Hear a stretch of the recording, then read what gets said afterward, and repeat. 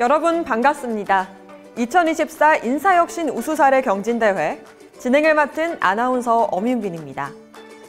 벌써 영하권의 추위가 찾아오고 2024년도 이제 마무리를 향해 가고 있다는 게 실감이 되는데요. 올해로 19번째 진행이 되는 인사혁신 우수사례 경진대회는 공공부문의 인사혁신 성과를 공유하고 널리 확산하기 위한 자리입니다. 2024년 대한민국의 정부와 공공기관에서는 인사혁신을 위해 어떤 노력이 이뤄졌는지 알아보고요. 그 노고를 격려하고 또 향후 우수 사례는 정부 인사운영 및 공직문화 확산에 적극 반영하고자 합니다. 이번 경진대회는 하나, 혁신적이고 일 잘하는 인재 양성. 둘, 직무에 몰입하는 최고의 일터 만들기. 셋, 신뢰받는 공직사회 구현이라는 주제로 중앙행정기관, 시도교육청, 공공기관을 대상으로 공모를 실시하였고 62개 기관에서 113건의 우수 사례가 제출되었는데요. 이에 대해 엄정한 예선 심사를 거쳐 이미 확정된 장려상 수상작 9개 사례와 오늘 발표하게 될 9개의 본선 진출 사례, 총 18개를 선정하였습니다. 이 자리에서는 3개 분야로 나눠서 엄선된 총 9개의 사례가 발표될 예정인데요. 3개의 분야는 인재혁신, 근무혁신, 제도혁신으로 나뉘고요. 각각의 발표자와 이야기 나눠본 후에 사례 발표 시간을 갖는 순서로 진행되겠습니다. 대회 전 과정이 온라인으로 진행되어 오늘 발표 내용을 바탕으로 전문가위원 8분의 심사 점수와 청년 공직자 여러분들의 온라인 투표 결과를 합산해 최종 순위를 결정하게 됩니다. 심사 기준은 적극성, 창의성, 전문성이 20점, 중요도 난이도가 20점, 그리고 효과성이 20점, 확산 가능성 10점, 마지막으로 발표 완성도가 30점입니다. 순위별 혼격은 화면에 보이는 내용을 참고해 주시기 바랍니다. 참고로 오늘 발표하는 사례 중 최고점 기관에는 대통령상과 상금 300만 원이 수여되며 모든 발표 기관에는 대통령상, 국무총리상 또는 인사혁신처장상 상장과 상금이 수여될 예정입니다. 여러 기업에서도 적용할 수 있는 다양한 아이디어들도 가득하거든요. 끝까지 시청하시고 인사혁신을 통해 대한민국의 밝은 미래를 설계하는 과정에 동참해 주시면 좋겠습니다.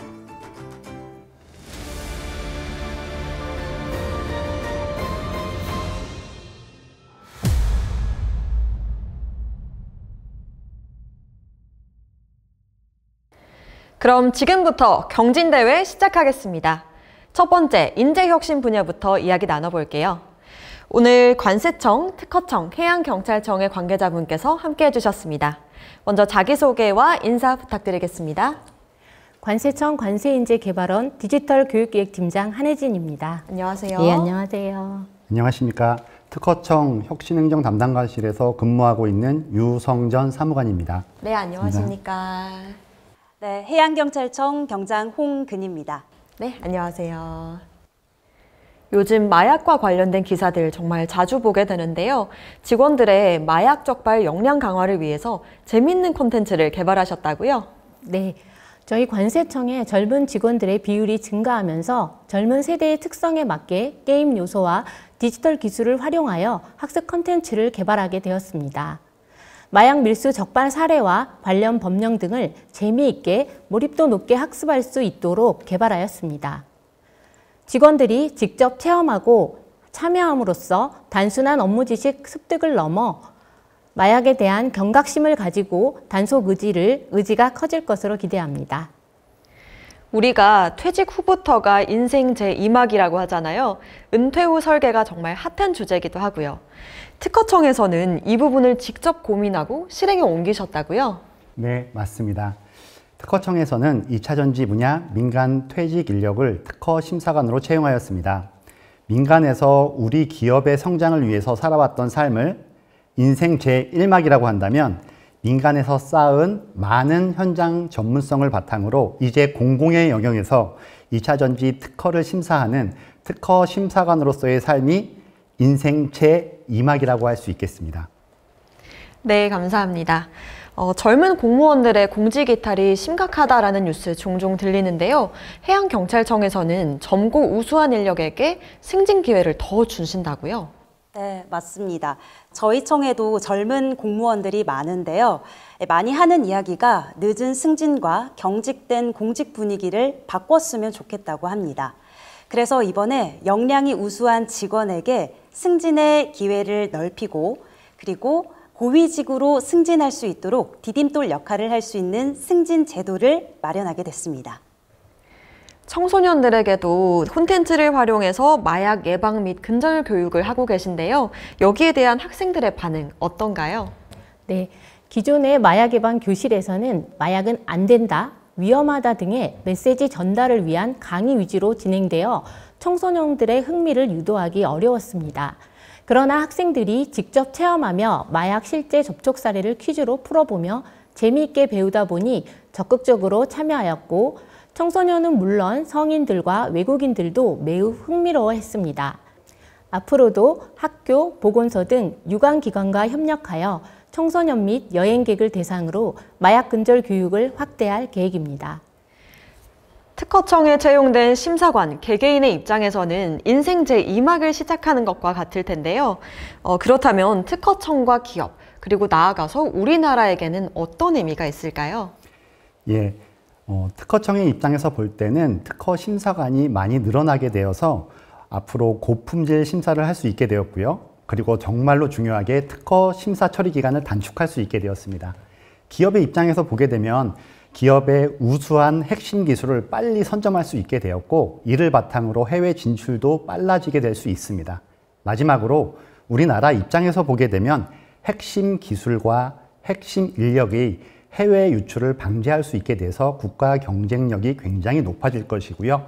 마지막으로 특허 심사관이 심사를 하게 되면 수수료를 벌게 됩니다. 그 수수료를 통해서 우리나라 국가 재정에 기여할 수 있는 작은 기여하는 바도 있다고 생각합니다. 네, 속진형 간부 후보제 제도가 다른 제도와 차이점, 차별점은 어떤 게 있을까요?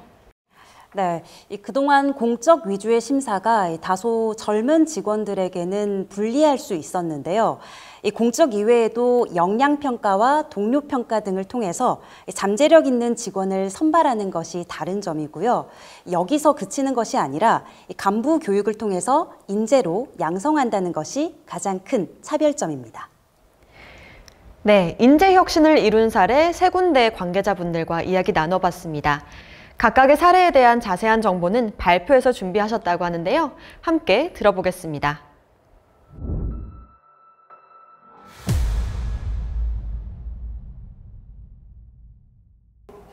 안녕하세요. 관세청 관세인재개발원에서 디지털 콘텐츠를 개발을 담당하고 있는 한혜진입니다. 지금부터 관세청에서 신기술을 접목하여 개발한 체험형 디지털 콘텐츠를 소개해드리겠습니다. 소개드릴 순서는 추진 배경, 개발 개요 및 장애 극복 내용, 주요 성과 및 홍보 현황과 향후 계획 순으로 말씀드리겠습니다. 최근 마약 밀반입 급증에 따라 관세 국경에서 마약을 단속하는 관세청 직원의 단속 역량이 매우 중요합니다. 이를 위해 학습 콘텐츠에 대한 개발 필요성이 제기되었으며 디지털 세대에 친숙한 MZ세대를 위한 디지털 기술을 접목한 학습 콘텐츠를 개발하게 되었습니다. 학습 내용과 재미 요소, 디지털 요소를 융합하여 계획을 수립하였습니다. 디지털 콘텐츠는 5단계 개발 과정을 거쳐 7단계 가이드라인을 적용하여 프로토타입을 개발하여 수정 보완 후에 완료하였습니다. 콘텐츠를 개발하는 데 있어 가장 힘들었던 점은 어떻게 학습 내용에 최적의 디지털 기술과 게임 요소를 접목하여 학습 효과를 향상할 수 있는지였습니다. 다양한 게임 요소와 최신 마약 사례를 활용하여 학습 몰입도와 현업 활용도를 제고하였습니다. 두 번째는 개발 비용에 관한 문제입니다. 내부 전문가를 활용하여 비용을 절감하고 국제기구와 협력하여 비용 부담을 제거하였습니다. 또한 호환성 있는 윈도우 방식을 채택하고 대국민 버전을 추가 개발함으로써 활용도를 확대하였습니다. 기본 업무 지식 습득, 마약 검사 실무 역량 제고, 교육 홍보 강화를 위한 3가지 학습 콘텐츠를 상세히 설명드리겠습니다. 첫 번째는 터치스크린 방식의 마약 찾기 게임입니다. 제한된 시간 안에 마약을 맞추고 엑스레이 판독 화면에 숨은 마약을 찾아내는 등 게임 방식으로 재미있고 쉽게 학습이 가능합니다. 마약 찾기 게임 시연 영상을 함께 보시겠습니다.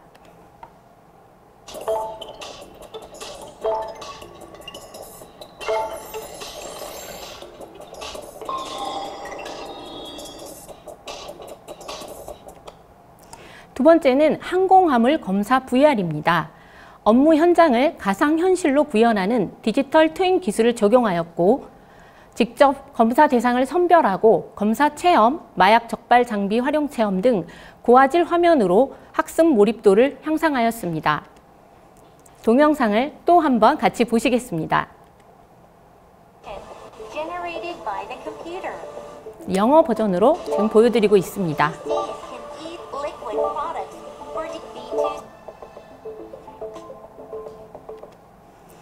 세 번째 컨텐츠인 마약 근절 예방 교육용 VR인 마약 꼼짝마, 막꼼마입니다.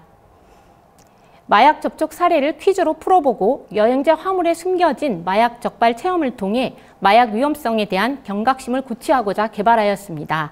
이동이 편리한 휴대성으로 대외교육 및 캠페인 등에 적극 활용하고 있습니다. 마약 근절 예방 교육용 VR도 또 함께 보시겠습니다. 탐지견 캐릭터인 마타를 활용하여 제작하였습니다. 좋아요. 이런 유혹에 넘어가시면 걷잡을 수 없게 되어버려요. 지금부터 마약 아이콘을 쏴주세요.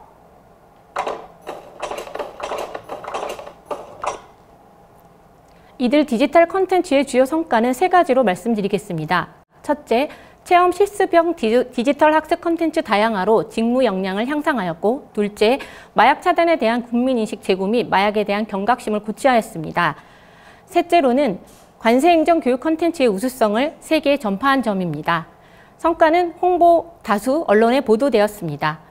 향후에는 VR 콘텐츠를 WCO 회원국에 배포하고 엑스레이 판독 관련된 디지털 북과 AI 활용 프로그램을 추가 개발할 예정입니다. 우리 관세청은 관세행정에 대한 끊임없는 스마트 혁신으로 사회 안정과 국가의 번영 글로벌 무역 스탠다드를 선도하기 위해 최선을 다하겠습니다. 감사합니다.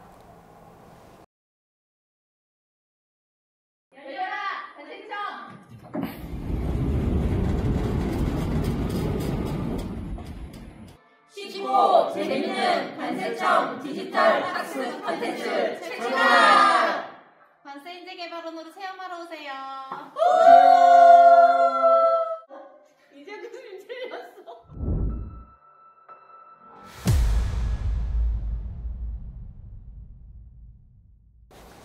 안녕하십니까. 특허청 유성전 사무관입니다. 오늘 소개해드릴 특허청 인사혁신 우수 사례는 민간 퇴직 인력을 특허심사관으로 채용한 사례입니다. 초격차 우위 확보를 위해서 특허청에서 어떤 일을 했는지, 그리고 특허청 내부에선 어떤 변화가 있었는지 차례차례 말씀드리도록 하겠습니다. 목차는 다음과 같습니다. 특허청은 특허 등 산업재산권을 부여함으로써 우리나라의 경제 성장을 견인하고 스타트업과 중소기업의 성장 가능성을 최대 33%까지 향상시키고 있습니다.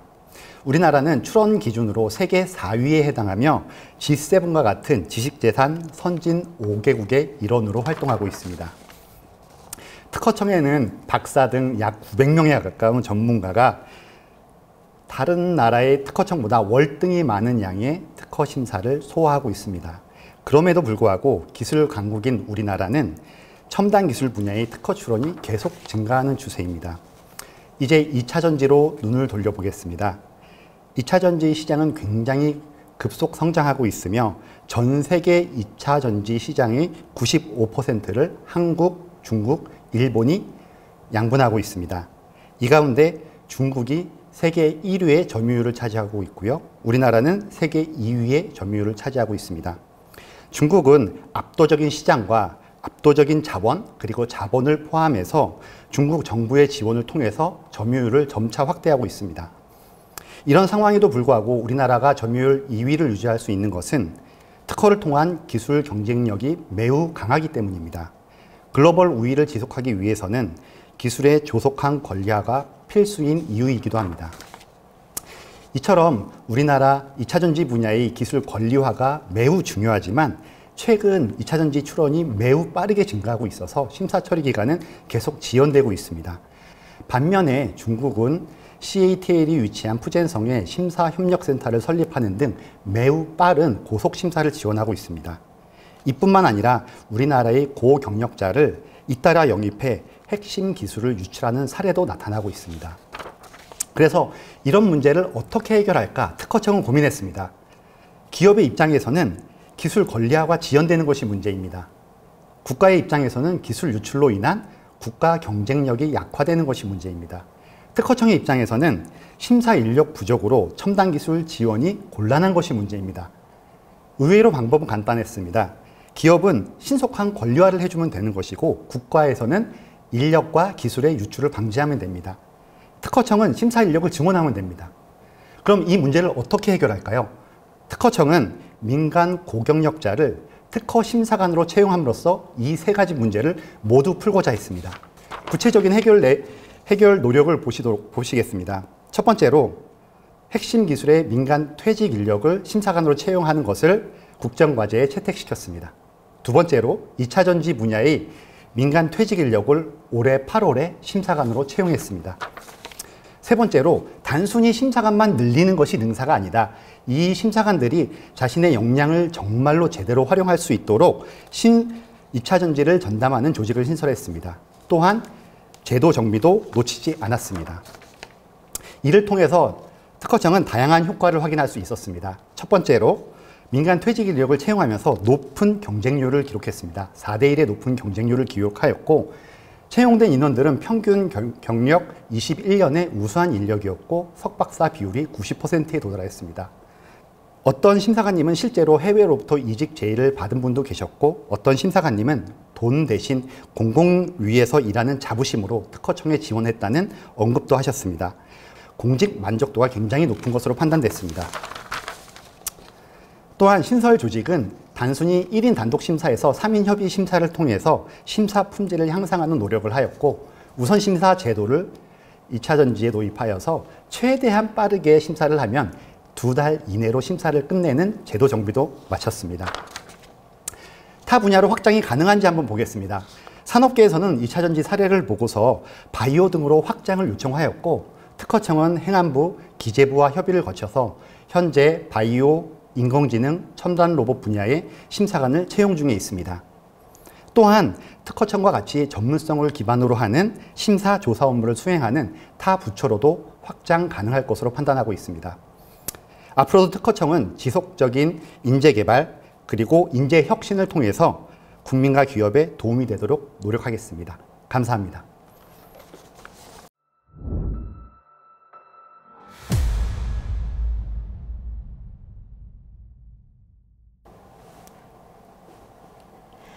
안녕하십니까. 해양경찰청 홍근희입니다. 지금부터 현장 경험과 전문성을 겸비한 젊은 리더를 선발하기 위한 속진형 간부 후보제 사례 발표를 시작하겠습니다. 발표 순서는 다음과 같습니다. 우리 해양경찰은 해양 주권 수호, 해양에서의 안전관리, 범죄 수사, 오염 방제 등 다양한 업무를 종합적으로 수행하고 있습니다. 최근에는 해양 안보의 중요성이 아시아를 넘어 인도 태평양까지 확장되면서 주변 국가의 국제 협력이 강화되고 범정부 위성 사업을 통한 정보 융합, 드론을 활용한 무인 경비까지 해양 경찰의 업무 범위가 확대되고 있습니다. 이에 따라 지난 10년간 예산은 2배, 인력은 1.5배나 증가할 만큼 비약적인 조직 규모 성장을 이뤘는데요. 조직 규모 성장과 함께 청년 세대 해양 경찰관들도 대거 유입이 되었습니다. 여러분, 이 신임 해양 경찰관들이 현장에서 가장 먼저 만나는 리더이자 선망의 대상이 누굴까요? 바로 경위급 팀장입니다. 해양 정책에서는 기획의 실무자, 구조대에서는 팀장, 특히 수사부서에서는 수사의 주체가 되는 사법경찰관이 됩니다. 그 외 다양한 역할을 수행하고 있는 경위 계급이야말로 해양경찰의 핵심이라고 할 수 있습니다. 하지만 이 경찰관은 일반직 공무원보다 계급이 더 많아 승진에 어려움이 많았습니다. 특히 해양경찰의 핵심인 경위 계급까지는 평균 13년이 걸려서 이 젊은 패기와 포부를 가진 청년들이 자신의 역량을 발휘하기 어렵다고 느끼고 실망감에 퇴직을 고민하기도 합니다. 우리는 청년 세대에겐 기회와 동기를 부여하고 젊은 리더를 양성해서 이 조직의 경쟁력을 높일 수 있는 혁신적인 방안이 필요했습니다. 그래서 현장 경험과 역량, 이 젊은 패기와 포부를 두루 갖춘 청년 세대 경찰관을 빠르게 승진시켜 이 조직의 중추적인 역할을 할 수 있는 발판이 될 속진형 간부 후보제를 생각해 냈습니다. 이 제도를 도입하기 위해 외국의 해양경찰 제도와 우리나라의 해군, 경찰, 인사처까지 여러 기관의 유사 사례를 비교했습니다. 하지만 이 속진형 간부 후보제 시행까지는 헤쳐나아갈 파도가 많았습니다. 과거에 다양한 방안들로 속진제를 시도했지만 시행 문턱에서 현실의 높은 파도를 넘지 못했습니다. 우리는 포기하지 않았습니다. 먼저 제도 도입 단계부터 전 부서가 머리를 맞대고 함께 고민했습니다. 선발 과정부터 교육, 복무와 성과 관리, 그리고 법령 개정까지 전 과정에 대한 해결 방안을 함께 마련했습니다. 새로운 정책에 대한 수용도와 공감대를 형성하기 위해 현장 설명회를 개최하고 실수요자인 경사그룹과 집단 토론회를 거쳐 정책을 보완해 나갔습니다. 지속적인 운영 기반 마련을 위해 법령 개정도 추진했습니다. 일반적으로 법령 개정은 6개월 이상의 긴 시간이 소요되는데요. 법령 개정 시까지 안정적으로 추진하기 위해 자체 적극행정위원회를 통해 제도 시행을 앞당길 수 있었습니다. 또한 공정한 절차 역시 중요했습니다. 공적에 대해서는 공개 검증을 거치고 외부 전문기관을 통한 객관적인 역량평가를 진행했고요. 같이 근무했던 동료들을 대상으로 동료평가를 진행해서 객관성을 더했습니다. 이렇게 선발한 잠재력 있는 직원을 위해 맞춤형 교육과정을 신설하고 미국 해양경찰 리더십 과정에도 일반 간부 후보생과 함께 참여해서 미래 해양경찰을 이끌어 나갈 젊은 리더로 성장시킬 준비를 했습니다. 많은 역경을 거쳐 더욱 단단해진 해양경찰의 속진형 간부 후보제는 그동안 순경에서 경위까지 13년 소요되던 기간을 5년 만에 승진 가능하도록 단단한 제도적 기반을 마련했습니다. 젊은 청년 세대에게 순경 출신이라도 역량이 있다면 고위직으로 도약할 수 있다는 기대와 동기부여를 마련했습니다.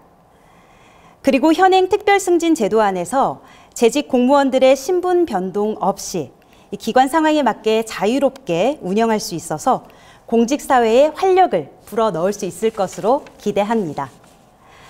자, 올해 첫 시행한 속진형 간부 후보제로 선발한 젊은 리더들의 모습입니다. 선발 소감과 포부를 잠시 들어보시죠. 안녕하십니까. 속진형 간부 후보제에 선발된 김진표입니다. 저는 앞으로 현장에서 배운 값진 경험을 토대로 조직의 비전을 실현하는 데 있어 현장과 정책을 이어줄 수 있는 가교 역할을 하겠습니다.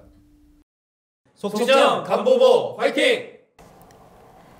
청년이 꿈을 펼칠 수 있는 활기찬 공직 문화, 한반도를 넘어 세계의 중심이 되는 해양 강국, 해양경찰청의 젊은 리더들과 함께 만들어 가겠습니다. 감사합니다. 이제 설명할게. 해양경찰의 간부 후보제. 속진형으로 성장하는 차별화된 제도를 소개해보게. 해양경찰이 믿음을 쌓아가는 길 위에서 간부 후보들이 발전하는 모습 속진형을 통해 보여주게. 자부심 넘치는 해양경찰의 간부 후보로서 열정과 역량을 키워가며 훈련을 받아가게. 더 나은 내일을 향해 나아가면서 해양경찰의 당당한 모습을 피력해주는 거야. 속진형 간부 후보제를 통해 더 강하고 믿음직한 해양경찰로 성장하게. 해양경찰의 자부심을 높이며 세계 인류의 해양경찰이 되기 위해 함께 노력해 나가게. 이어서 근무혁신 분야는 어떤 변화를 맞이하게 됐을지 궁금증을 안고 관계자 여러분 만나보겠습니다. 오늘 문화체육관광부 한국수자원공사, 한국장학재단 관계자분이 함께해 주셨습니다. 먼저 자기소개와 인사 부탁드릴게요. 네, 안녕하세요. 저는 문화체육관광부 운영지원과 김현진 주무관이라고 합니다. 네, 안녕하세요. 네, 안녕하세요. 한국수자원공사 인사부장 김여정입니다. 네, 감사합니다. 안녕하십니까. 저는 한국장학재단에서 인사 업무를 담당하고 있는 김민재 차장이라고 합니다. 네, 문화체육관광부에서는 민원 근무자를 보호하기 위한 특단의 대책을 내놓으셨다고요? 네, 현재 문화체육관광부 민원실은 1층 로비에 자리하고 있어서 민원인들께서 찾아오시는 접근성은 좋으나 위험에 노출되어 있습니다. 이번에 민원실 내 CCTV, 안전가림막, 비상벨, 웨어러블 캠을 구입하여 악성 민원을 대비한 안전장치를 마련하였습니다. 일과 육아의 병행, 참 어렵고 고된 일입니다. 육아 공백을 없애기 위해서 근무 혁신을 추진하신다는데 어떤 내용일까요? 네, 먼저 공공기관 중에서 가장 유연하다고 자부하는 육아 집중형 유연근무제가 있고요. 또 육아휴직자들의 승진차별을 완전히 해소하였습니다. 또 저희가 K-워터만의 그 특화된 아이돌봄 336 제도를 새롭게 마련하였습니다. 부족한 직장 내 어린이집을 해결하기 위해서 공공기관들이 머리를 맞대셨다고요? 네, 일과 육아를 병행하는 것은 매우 힘든 일이라고 생각을 하는데요. 재단의 경우에는 육아휴직률이 전 직원 중 10%나 될 정도로 업무 공백이 매우 심각한 상황이었습니다. 때문에 일과 가정의 양립을 위해서 재단은 직장 어린이집이 필요했고 한국철도공사의 경우에는 어린이집은 있는데 원화수가 매우 부족해서 운영을 지속하기가 어려운 상황이었습니다.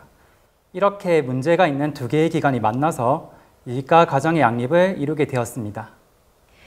네, 획기적인 해결책들이 정말 가득한데요. 추가로 궁금한 점들 하나씩 여쭤보겠습니다. 먼저 문화체육관광부 담당자분, 민원실 내 CCTV를 통해서 24시간 내내 녹화를 한다는 것에 대해서 혹시 직원분들의 반발은 없으셨나요? 네, 전 직원이 흔쾌히 CCTV 영상정보 수집 동의서에 동의를 해주었습니다. 언제든 악성 민원이 문을 열고 들어올 수 있다는 두려움보단 안전한 근무 환경이 조성되어 만족하며 근무하고 있습니다. 말씀하셨던 근무 혁신을 추진하면서 한국수자원공사가 최종적으로 이루고자 하는 목표는 무엇일까요? 네, 현재 우리나라 합계 출산율이 0.7로 초저출산 국가에 해당하는데요. 여기서 벗어나려면 출산율을 1.3까지 끌어올려야 합니다. 그래서 저희 K-워터의 가족 친화 경영 브랜드 네임이 아이조아 1.3입니다. 지속적인 가족 친화 경영으로 대한민국 합계 출산율이 1.3이 되는 날까지 K-워터는 최선을 다하겠습니다. 직장 어린이집이 생긴 후에 생긴 가장 큰 변화는 무엇인가요? 네, 제가 사내부부로서 어린이집에 2명의 자녀를 지금 등하원을 하고 있는데요. 어린이집이 생기기 전까지는 주변에 아이들을 돌봐줄 수 있는 사람이 없어서 이제 와이프랑 같이 휴직을 할 수밖에 없는 상황이었습니다.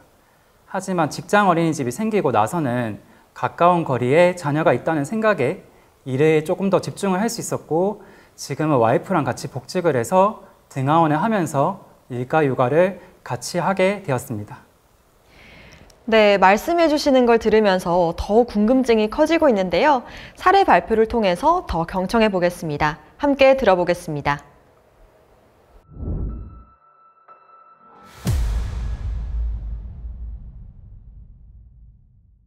안녕하세요. 문화체육관광부 김현진 주무관입니다. 안전한 근무 환경 조성을 통한 민원 공무원 처우 개선에 대해 말씀드리고자 합니다. 많은 분들이 뉴스에서 한 번쯤 들어보셨겠지만 태어나 한 번도 겪어보지 못한 폭언과 욕설로 몸과 마음의 병이 들어 신입 공무원이 목숨을 끊고 공무원을 향한 염산 테러, 가해자들이 악성 민원을 넣고 공무원을 괴롭혔다고 자랑스럽게 떠벌리며 민원을 빙자한 전화 테러로 젊은 인재의 목숨을 앗아간 김포 공무원 사망 사건까지 이제 악성 민원인들의 행위가 단순한 민원의 차원을 넘어 체감으로는 범죄 행위로 느껴지기까지 합니다. 저희가 여기서 말하고자 하는 민원은 일반적인 민원이 아니라 악성 민원에 국한되는 점을 미리 알아주셨으면 합니다. 악성 민원은 폭언, 폭행 등 위법행위와 공무방해 행위가 수반되는 특이민원으로 규정됩니다. 특이민원은 민원 담당자에게 정당한 행정 서비스를 요구하지 않으며 일반 민원과 차별화됩니다. 특이민원의 유형으로는 폭언형, 폭력형, 부당요구형, 반복형, 스토킹형으로 나누며 보통은 복합적 민원인이 많습니다. 전화를 1시간 넘도록 끊지 못하게 하면서 업무를 방해하고 같은 민원을 몇 년째 수천 통씩 넣고 가족을 가만두지 않겠다고 위협하는 등 다양한 유형이 있습니다. 이제는 민원 담당자 개인의 문제가 아니라 기관 차원의 대응이 필요함을 인지하고 문화체육관광부에서는 적극적으로 대응 방안을 마련하고자 하고 있습니다. 민원인의 불법 행위로부터 1차적 보호막 역할을 하는 안전가림막을 민원실에 설치하였습니다. 그리고 민원인을 상대할 때 360도 촬영이 되는 웨어러블 캠을 착용하여 폭언 및 폭행을 녹음 녹화함으로써 법적 증거를 확보할 수 있게 되었습니다. 또한 민원실에 24시간 녹화되는 CCTV를 설치하여 민원실의 사각지대를 없애고 안정성을 추가 확보할 수 있었습니다. 민원 담당자 각각 책상 및 비상벨을 설치함으로써 위험한 상황이 발생할 시 버튼을 누르면 근처 관할경찰서와 연계되어 쌍방향 스피커를 통해 민원실 상황을 즉각적으로 전파할 수 있으며 경찰이 올 때까지 경찰의 조언에 따라 행동할 수 있습니다. 또한 문화체육관광부 민원 처리 담당자 휴대용 보호장비 운영 지침 예규를 마련하였습니다. 그 밖에 다양한 안전조치로 전화통화 전 민원 공무원을 보호해달라는 보호음성 안내 메시지가 나오고 있으며 전화기에 녹음장치가 설치되어 있고 법적 대응 전담부서가 지정되어 법률상 문제 발생 시 적극적으로 법적 조언을 받을 수 있습니다. 또한 인사혁신처 연계공무원 마음건강센터 프로그램 참여를 독려하고 있습니다.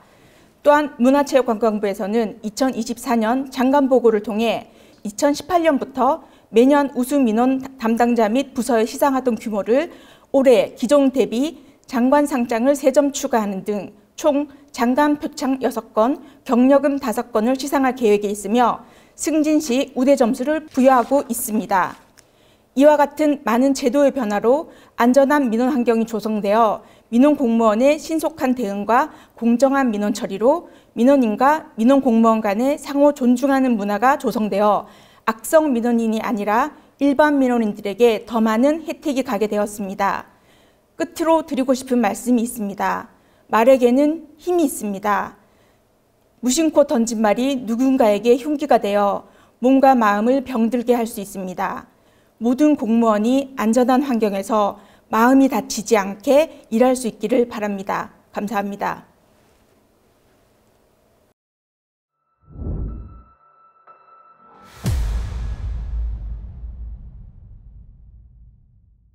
안녕하십니까. 육아 공백 제로, K워터형 가족 친화 근무제도 완성 사례를 발표하게 된 한국수자원공사 K워터 인사부장 김여정입니다.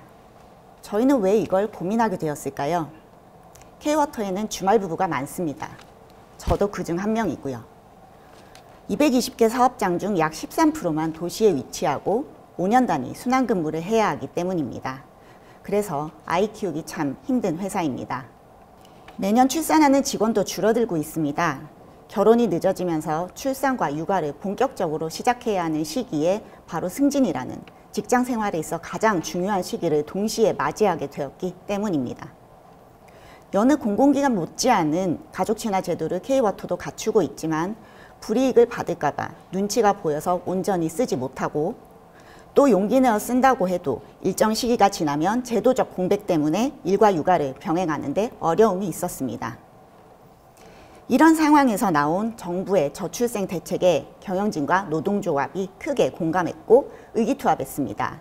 그래서 올해 4월 노사공동 가족친화경영 TF를 통해 근무제도의 혁신이 시작되었습니다.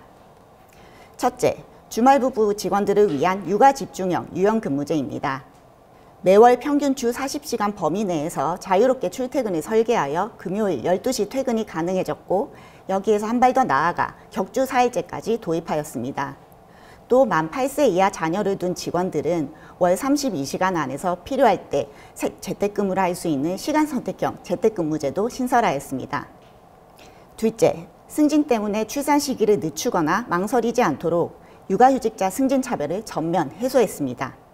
승진 자격을 갖췄다면 휴직 중이더라도 대상자에 포함하고 또 모든 자녀에 대해 휴직 기간을 근속기간으로 인정하였습니다. 셋째, K워터형 아이돌봄 336 제도입니다. 아이돌봄이 가장 필요한 시기인 영아기, 초등학교 입학기, 그리고 육아휴직 복직기에 육아시간 사무외출 의무 사용을 설정하여 눈치 보지 않고 마음껏 제도를 사용할 수 있게 했습니다. 마지막으로 긴급한 야근 출장에도 돌봄 걱정 없도록 직장 어린이집 야간 보육 서비스도 도입했습니다. 물론 과정이 순탄치는 않았습니다. 업무 공백에 대한 우려, 또 여전히 눈치 보는 분위기, 역차별에 대한 불만의 목소리도 있었습니다. 그래서 저희는 업무 공백을 해소하기 위해 제도와 시스템을 개선했고 제도 사용률을 부서 내부평가 가점 지표로 반영하여 활성화를 유도했습니다. 또 역차별에 대해서는 재직기간 중의 성과로 근무평가 점수를 부여하되 보직부여 기준을 후순위로 배치하여 재직자와 차별화하였습니다. 무엇보다 조직 구성원의 인식 변화가 필요했습니다. 그래서 TF 초기부터 조직문화 분과를 신설하여 전사적인 인식 개선 활동을 병행하였습니다. 그 결과 K워터는 자녀가 만 8세가 될 때까지 공백 없이 그리고 그 이후에도 일과 육아를 병행할 수 있는 가족 친화 근무제도가 완성되었습니다. 직원들의 호응은 놀라웠습니다. 직원의 60%가 유연근무제를 사용하고 있고 또 육아휴직자도 정체 중이다가 대폭 증가하였습니다. 이를 반영해서인지 지난 11월 발표된 신뢰 경영 지수에서 K워터는 작년보다 무려 7점이 증가한 87점으로 역대 최고점이자 공공기관 중 최고 수준을 기록했습니다. 앞으로는 저희의 제도 혁신을 K워터 자회사까지 확대하고 또 성과를 타 공공기관에도 확산하겠습니다. 또 추가 과제 발굴과 직원 공감대 형성을 위해서도 노력할 계획입니다. 저희가 거둔 또 하나의 성과가 있습니다. 잠시 영상 보시죠. 아이를 가지고 이제 아이를 낳고 기르는 게 회사에서는 좀 페널티로 작용을 할 수가 있다는 생각. 회사의 변화 의지와 제도 개선 노력을 보고 임신과 육아에 대한 용기가 생겼고요. 육아에 대한 인식과 회사의 분위기가 불과 8개월 전 커리어에 페널티가 될까봐 임신을 망설였던 결혼 6년차 직원이 회사의 변화를 체감하고 용기를 내어 드디어 내년 4월 한 아이의 엄마가 됩니다. 그 무엇보다도 실질적이고 소중한 성과가 아닐까요? 마음 놓고 부모가 되어도 좋을 대한민국, 행복을 완성하는 일터 K워터의 가족 친화 경영은 국가 합계 출산율이 1.3이 될 때까지 쭉 계속됩니다. 많은 응원 부탁드립니다. 감사합니다.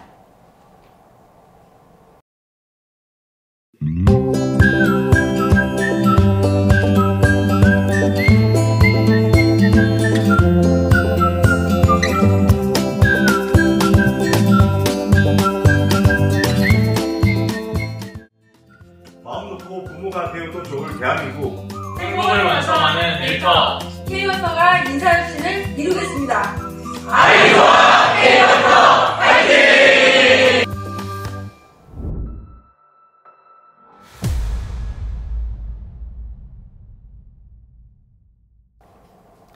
안녕하십니까. 저는 한국장학재단에서 인사 업무를 담당하고 있고 동시에 사내부부로서 두 아이를 등하원시키는 학부형 김민재 차장입니다. 금일 저희 기관의 사례를 발표할 기회를 주셔서 정말 감사합니다. 재단은 경제적 여건에 관계없이 누구나 고등교육 기회를 가질 수 있도록 지원함으로써 국가 인재 육성에 기여하는 기관입니다. 재단은 2009년에 설립이 되었고 현재까지 약 15년간 다양한 학자금 지원 사업을 운영하고 있습니다. 재단의 예산은 약 10조 원에 이르고 있으며 인력은 초창기에 100여 명부터 현재 500여 명까지 구성이 되어 있습니다. 여기서 특이한 점은 재단의 2030 세대 중에서 약 60%가 여성 직원이라는 점인데요. 재단 전 직원 중 육아휴직 비율이 약 10%에 육박할 만큼 인력 공백이 굉장히 큰 편이고 그렇기 때문에 부서마다 사람이 없다는 민원이 굉장히 많이 있습니다. 기간제 근로자로 대체 채용하는 것도 재단이 아무래도 금융 업무를 하고 있고 민감한 개인정보를 다루고 있다 보니까 한계가 있어가지고 노사가 함께 협의체를 만들어서 그 논의를 한 결과 직장 어린이집을 선도 도입하자는 의견으로 모아졌습니다. 당시에 이제 영유아 보육법 시행령 상에는 상시 여성 근로자가 300명 이상이거나 상시 근로자가 500명 이상일 때 직장 어린이집 설치가 의무가 되는데요. 재단 같은 경우에는 당시 요건에 되지는 않았지만 일가 가정의 양립이 이루어지면 직원들이 일을 하면서 육아를 하게 되면 인력 공백을 완화할 수 있다는 기대감에 추진을 하게 되었습니다. 추진을 하면서 크게 3가지 문제점이 있었는데요. 첫 번째는 정부의 지속된 공공기관 경상경비 삭감 기조 속에서 어린이집 운영을 위한 별도 예산을 확보하는 것이 매우 어려웠다는 점입니다. 두 번째는 재단의 사무공간도 적었고 또 근처에 주유소가 있어가지고 어린이집을 만드는 것이 어려운 상황이었습니다. 그리고 마지막으로 대구에 있는 공공기관들은 대다수가 혁신단지에 모여서 십시일반 예산을 모아서 어린이집을 설치하고 있었는데 재단은 동대구역 쪽에 있었기 때문에 그 혼자서 어린이집을 만드는 것은 매우 어려운 상황이었습니다. 그때 이제 좋은 소식을 듣게 되는데요. 동대구역 쪽에 있는 한국철도공사에서 어린이집은 있는데 정원은 60명인데 원화가 15명밖에 없어서 매년 운영비 적자가 굉장히 심각한 수준이라는 사실을 접하게 되었습니다. 재단 실무진은 즉시 한국철도공사와 협의를 시작했고 한국철도공사에서도 굉장히 환영을 하게 되었습니다. 이때 재단에서 낸 아이디어는 이제 공동 운영을 통해서 대신에 운영비는 원화수에 따라서 분담하자는 내용이었는데요. 재단은 즉시 전 직원 의견 수렴을 하고 내규를 제정하고 예산을 마련하였습니다. 이때 예산은 경상경비 예산 절반분을 활용해서 추진하는 것으로 전 직원이 동의를 하였습니다. 그렇게 어린이집을 도입하고 운영하면서 내부 직원 간의 사전 답사단도 운영하고 홍보도 강화해서 입교 원화수가 매년 증가하고 있습니다.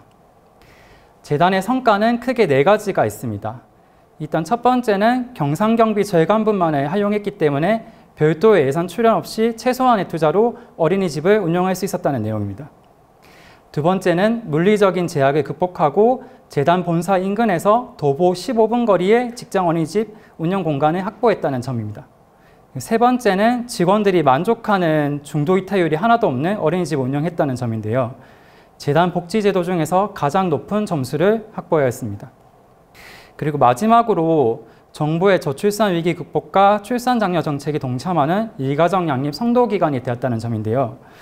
저는 혁신이라고 하면 거창하고 화려한 것도 좋지만 이번 사례 같은 경우는 2개의 기관이 서로 가진 문제점을 만나서 치유를 하고 더 나아가서 정부의 국정과제인 저출산 극복이나 일가족 양립 지원에 이바지하였다는 점에서 혁신에 가까운 사례라고 생각을 합니다.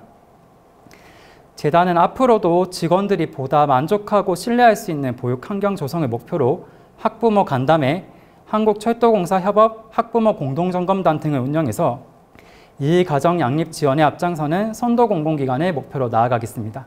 감사합니다.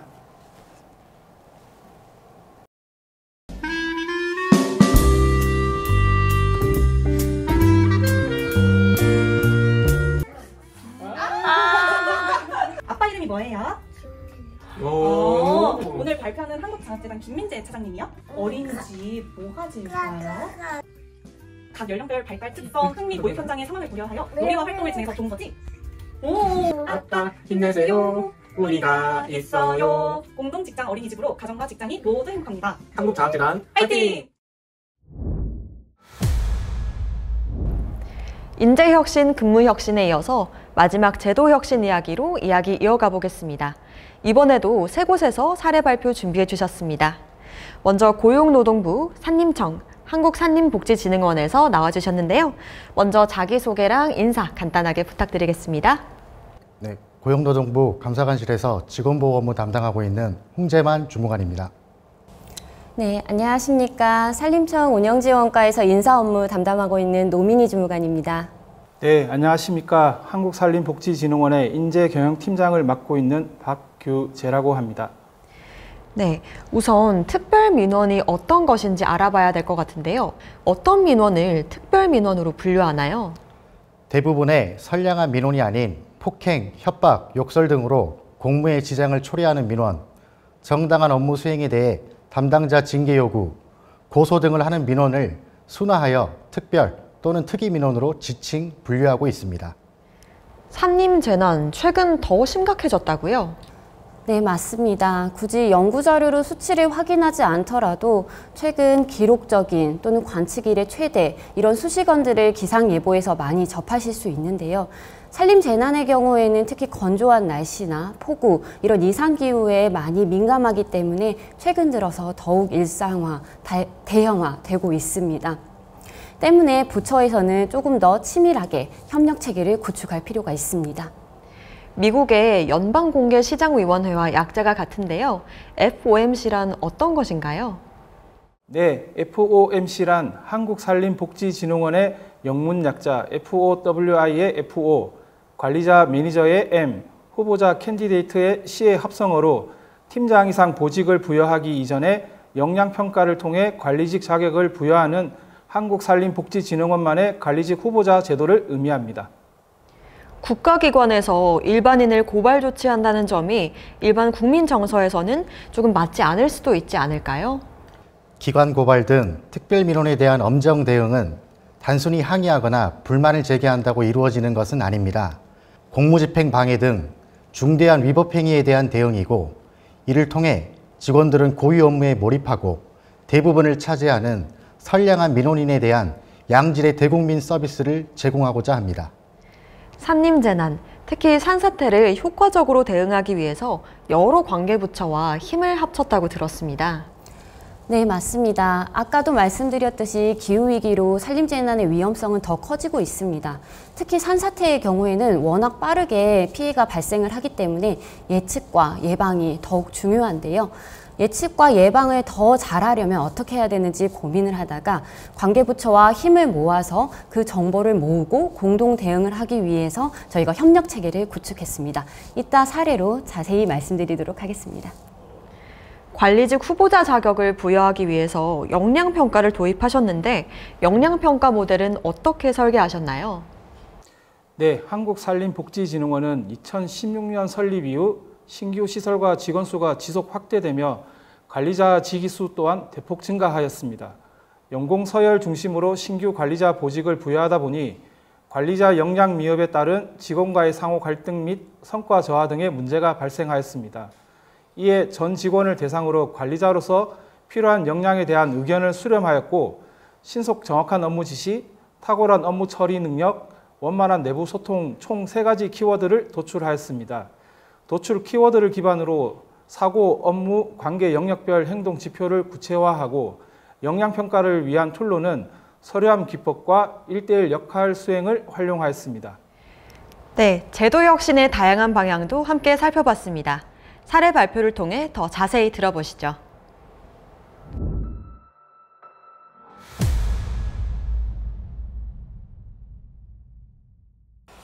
안녕하십니까. 고용노동부 홍재만 주무관입니다. 지금부터 특별민원 직원보호반 운영으로 직원보호 및 만족도 제고라는 주제로 발표를 드리겠습니다. 발표 순서는 추진 배경부터 향후 계획까지 총 6개 부분으로 발표드리겠습니다. 저희가 특별민원 직원보호반을 구성하게 된 배경은 작년 5월 1일 입사 9개월 차 신입 근로감독관이 민원인에게 악의적인 고소를 당한 뒤 압박감을 이기지 못해 스스로 목숨을 끊는 일이 발생했습니다. 이 사건 이후 조직 차원의 대응이 필요하다는 내부 목소리가 대두되었고, 이에 저희는 직원보호반을 구성하게 됐습니다.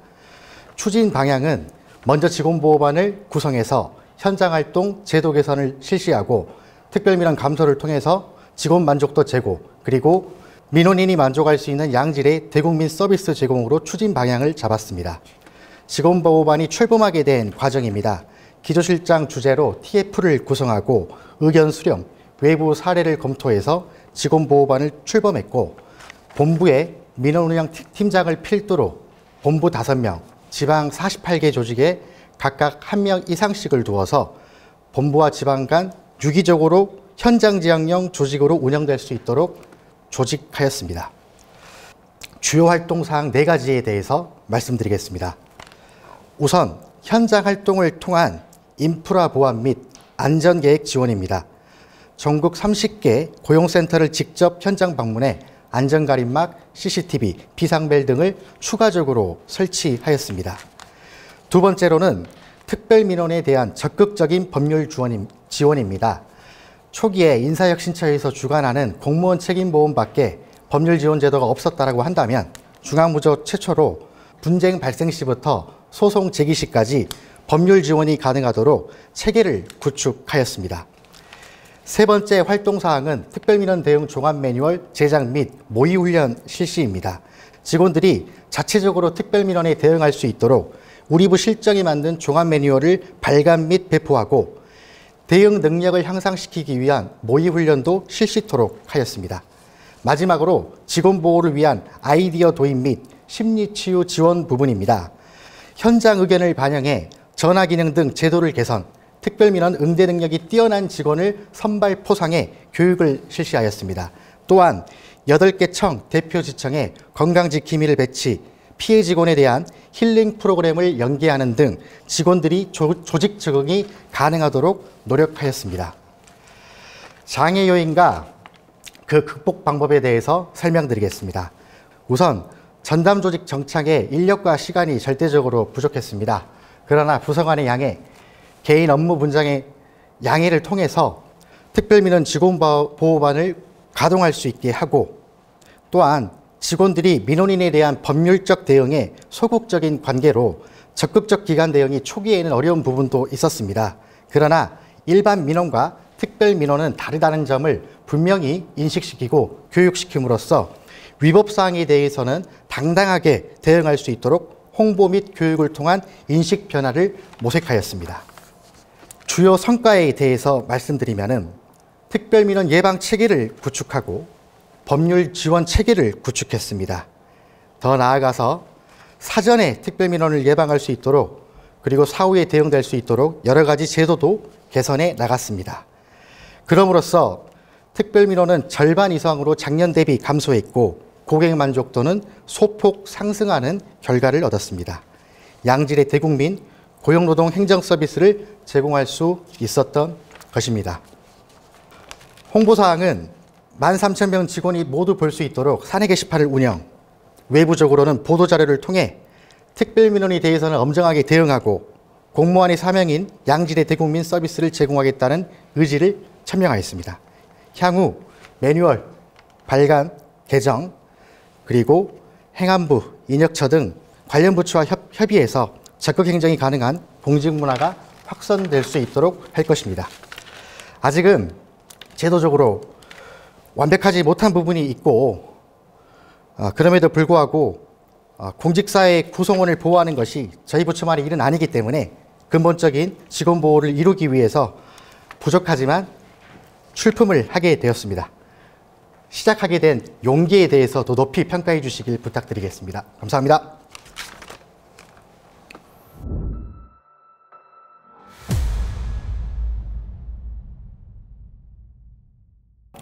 안녕하십니까. 산림청 운영지원과 노민희 주무관입니다. 지금부터 2024년 산림청 인사혁신 우수 사례 함께해요 산림재난 대응에 대해서 발표를 시작하도록 하겠습니다. 목차는 다음과 같습니다. 우선 산림재난에 대해서 먼저 설명을 해드리려고 하는데요. 산림재난 어떤 것이 있을까요? 벌써 2년이 지났는데 아직도 전 국민이 가슴 졸였던 그 기억 많은 생생한 2022년 고성 산불과 같은 산불이 있을 거고요. 여름철마다 뉴스에서 접할 수 있는 풍수해와 같이 함께 들리는 산사태도 있을 것입니다. 그리고 전 국민이 사랑하는 나무 1위, 소나무를 괴롭히는 소나무 재선충병과 같은 산림병해충도 산림재난입니다. 최근 들어서 산림재난이 위험하다고 느끼셨다면 맞습니다. 기후위기로 기록적인 폭우, 폭염과 같은 이상기후가 늘어나면서 산불이나 산사태 같은 산림재난의 위험성도 빈도나 강도가 더욱더 거세질 것이라고 예측이 되고 있는데요. 실제로 전 세계적으로 뉴스를 보더라도 지금 보시는 것은 다 올해 뉴스인데요. 필리핀이나 베트남 같은 곳에서도 산사태 피해가 많이 발생하고 있다고 합니다. 그렇다면 우리나라는 안전할까요? 지금 당장 창밖만 바라보더라도 우리는 지평선보다도 산을 먼저 눈에 담게 됩니다. 전 국토의 63%인 산림, 지금 사진을 보시면 도로, 민가, 아파트까지도 산림을 연접하고 있는데요. 근데 안타깝게도 이러한 산림의 응집력이 낮은 마사토의 비중이 굉장히 높아 우리나라의 산은 산사태에 취약하다고 합니다. 그렇다면 위기는 늘어나고 있고 그리고 취약한 우리의 산림, 어떻게 산사태를 대응해야 될까요? 산사태, 막을 수는 없지만 피할 수는 있습니다. 예측과 예방을 통해서 산사태를 적극적으로 막기보다는 안전하게 피할 수 있도록 저희가 정보를 제공하고자 노력하고 있습니다. 실제로 산림청에서는 사방댐을 조성을 하고 산지사방 사업을 통해서 구조적 대책으로 예방 사업을 실시를 하고 있고요. 그다음 비구조적 대책으로 산악 기상 관측망을 구축하고 산사태 발생할 우려 지역에 대해서 기초조사와 실태조사를 통해서 이를 시스템에 담고 위험에 대해서 국민 여러분께 안내를 해드리고자 노력을 하고 있습니다. 근데 이 정보들 다 산림청만으로 다 관리를 할 수가 있을까요? 물론 산림청이 산림의 많은 부분을 관할을 하고 있는 건 맞습니다. 하지만 기상청에 있는 강우 자료도 필요하고 사각지대를 최소화하기 위해서는 각종 취약지역에 있는 정보도 필요할 텐데요. 그래서 산림청은 협력을 강화하도록 하고 있습니다. 지금 보시는 사진은 산사태 피해 지역 중에서 가장 많이 알고 계시는 서울에서 발생한 우면산 산사태 피해 지역입니다. 산림에서 발생한 토사이지만은 도로를 덮치고 결국 아파트까지 토사가 내려왔는데요. 이렇게 산사태의 피해는 경계 없이 발생을 하기 때문에 국토부나 행안부와 같은 부처 간의 협력이 아주 중요하다고 볼 수 있습니다. 다른 사진을 보실 텐데요. 보시면 그 고속도로변의 옆에 사면에 초록초록 많이 보이시잖아요. 이 부분도 국토부가 관할하고 있는 도로 비탈면이고요. 아파트 주변에 있는 동네 뒷산, 급경사지 이런 경우에는 행안부에서 관리를 하고 있을 수가 있습니다. 하지만 이런 취약지역에 대해서 산림청이 이 시스템에 담지 못한다면은 산사태로부터 안전하게 국민을 지킬 수가 없겠죠. 그래서 시스템에 급경사지나 붕괴 위험 지역이나 산림 연접 농변지 같은 정보들을 최대한 담을 수 있도록 노력하였습니다. 하지만 협업 한번 해보셨던 분들 어떠신가요? 시스템 처음 시작하실 때는 이 정보를 적극적으로 협력을 해서 받겠지만 계속해서 유지를 관리를 하고 그리고 적극적으로 협력을 하는 것에 대해서는 지속성을 유지하기 위해서는 원팀처럼 활동을 하기가 쉽지가 않습니다. 그래서 산림청은 산림청 주축으로 금년 4월부터 협업 별도 정원을 확보해서 디지털 산사태 대응팀을 구축하였습니다. 산림청 주축으로 4개 부처가 함께하고 있는데요. 행안부, 국토부, 농림부가 바로 그것입니다.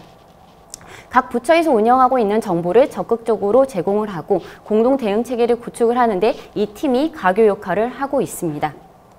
또한 산림청은 기상청과 인사교류지기도 신설을 하였는데요. 기상청에서 적극적으로 같이 하자고 해주셨고 협력을 해주셔서 지금 현장까지도 기상예보를 통해서 위험한 산림 재난에 대해서 적극적으로 예측하기 위해서 협력을 강고히 하고 있습니다. 산불에 대해서도 행정안전부, 소방청, 강원특별자치도와 상호 파견을 통해서 안전하게 대응할 수 있도록 협력체계를 강고히 하고 있습니다. 더 위험해진다면 더 힘을 모으겠습니다. 원팀 정부로 산림재난으로부터 안전한 대한민국을 만들 때까지 함께해요. 산림재난 대응은 계속될 것입니다. 감사합니다.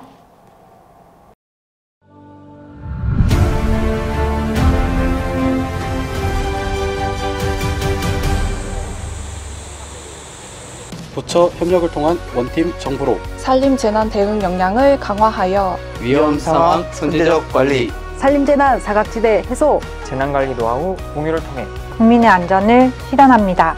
산림재난 대응 산림청이 함께합니다. 화이팅!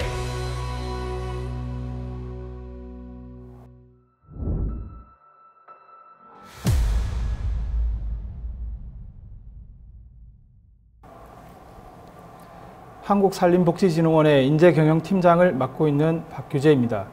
관리직의 자격을 부여하는 FOMC 제도에 대해서 말씀드리겠습니다. 먼저 그 발표에 앞서서 저희 기관 소개를 잠깐 해드릴까 하는데요. 저희는 그 대한민국의 삼천리 금수강산이라 말이 있듯이 아름다운 숲을 활용을 해서 치유나 산림 문화, 숲교육 등의 산림복지 서비스를 제공하는 국민의 건강 증진과 삶의 질 향상에 기여하고 있는 기관입니다. 보시는 지도에서와 같이 대전광역시를 중심으로 해서 전국에 19개 시설을 운영을 하고 있습니다. 각 시설당 14.9명이 근무하고 있는 상당히 점조직인데요. 숲이라는 환경의 특성상 격오지 근무를 하고 있는 실정입니다. 그러므로 이제 관리자의 리더십 역량이 무엇보다 중요한데요. 그 관리자의 리더십이 그 고객 및 직원들의 그 서비스 만족도에 크게 영향을 미치기 때문입니다. 다음으로는 평균 연령이 저희가 36세 정도 되는 젊은 조직인데요. 16년 4월 달에 4개 기관 150명으로 시작을 해서 28년까지 24개 기관 600명까지 늘어날 전망입니다. 그렇게 돼서 발생된 가장 큰 문제는 관리자의 수요도 급격하게 증가한다는 것인데요. 그렇게 증가하다 보니까 기존의 연공 서열 중심으로 이제 관리자 임명을 하게 되었습니다. 연공 서열 중심으로 관리자를 임명하다 보니 젊은 직원들로부터 그 저성과 그리고 직원과의 갈등에 대한 문제가 발생이 되었습니다. 결론적으로 말씀드리면 지역적으로 분절된 조직 구조에 따른 리더십 역량이 부족이 발생했을 때 그것에 대한 신속한 대응이 어렵다는 점과 커져가는 조직에 비해 준비된 관리자가 부족하다는 실정, 그리고 연공서열 중심보다는 능력 중심의 조직 문화를 요구하는 MZ 직원들이 점점 늘어나고 있다는 이 세 가지 부분을 해결하기 위해서는 관리직 후보자 제도라는 새로운 평가 제도가 필요하다는 말씀입니다. 따라서 이제 우리 진흥원은 리더십 역량을 체계적으로 확보하고 관리하기 위해 FOMC와 같은 관리직 평가 제도를 도입을 하게 되었습니다. 주요 추진 내용은 첫 번째로 이제 직원의 의견 수렴을 통해 도출된 키워드를 포함한 관리자 역량 모델링 작업과 역량 모델링된 행동 지표를 검증할 수 있는 툴로 서류함 기법과 1:1 역량 역할 수행의 평가 기법의 제도 설계입니다. 다음은 제도를 안정적으로 운영하기 위해서 관련 규정을 신설하고 고도화하는 작업입니다. 마지막으로 그 3급 과장을 대상으로 교육을 실시하고 평가를 하였다는 것입니다. 제도를 도입하기 위해서는 먼저 직원의 공감대가 필요했었는데요. 전국적으로 저희가 순환 설명회를 다니면서 직원의 공감대를 형성을 하였고요. 피평가자는 이제 새로운 평가 제도가 도입됨에 따라서 평가 제도에 대한 막연한 두려움이 있었는데 전담 교육 과정을 개설을 하면서 이 부분을 해소할 수 있었습니다. 그리고 제도를 새롭게 도입하면서 발생된 예산 문제는 인사혁신처에서 운영하고 있는 1:1 서류함 기법이나 롤플레잉 기법과 같은 기존에 이미 활용되고 있는 제도들을 도입을 해서 예산을 절감을 할 수 있었습니다. 제도 도입에 따라서 과거에 1, 2급 승진에만 활용했던 역량평가를 관리직 자격을 부여하기 위해서 좀 확대 적용하여서 이제 직무 중심으로 이제 대전환의 시작점을 찍었다는 것이고요. 다음은 관리자 역량이 향상됨에 따라서 직원들 전체적으로 근무 만족도가 5.8% 개선이 되었다는 것입니다. 앞으로는 관리자 직무에 대한 CDP를 더욱 고도화하여 직무별 요구 수준을 평가에 추가로 반영하고 FOMC 제도와 같이 조직 목표 달성을 위해 스스로 필요한 역량을 갖출 수 있도록 제도를 지속적으로 발굴해 나갈 예정입니다. 한국산림복지진흥원은 직무급을 성공적으로 도입한 경험을 바탕으로 직무중심 인사제도 도입을 변화를 시작하고 있습니다.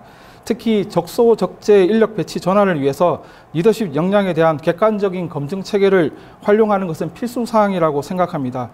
따라서 저희는 FOMC와 같은 제도를 더욱더 활용할 수 있도록 노력하겠습니다. 감사합니다.